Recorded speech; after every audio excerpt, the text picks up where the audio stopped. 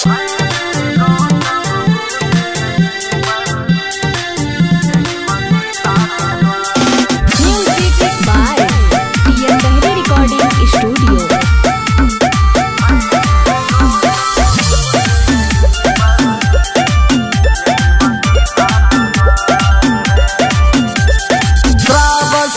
में आकर देखो कैसा बना विशाल है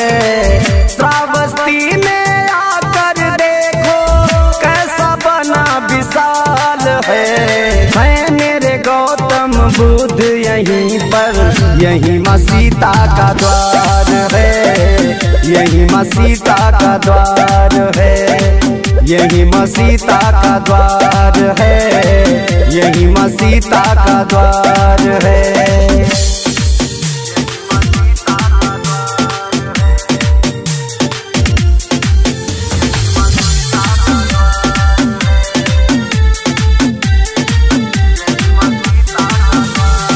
तन मन में भगवान बसे हैं, लोग जन्म स्थान यहाँ हिंदू मुस्लिम सभी मानते, गाते हैं गुणगान यहाँ।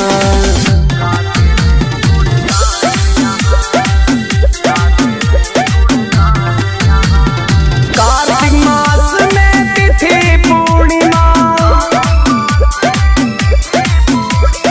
कार्तिक मास में तिथि पूर्णिमा लगे मेला हर साल है मेरे गौतम बुद्ध यहीं पर, यहीं माँ सीता का द्वार है, यहीं माँ सीता का द्वार है, यहीं माँ सीता का द्वार है, यहीं माँ सीता का द्वार है।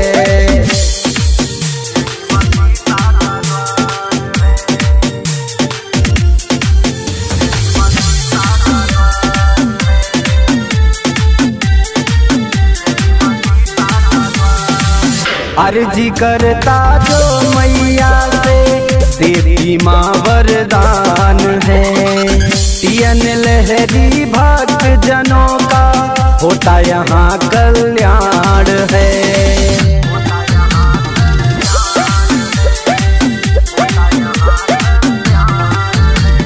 सुनो गिलोरा श्रावस्ती वासियों,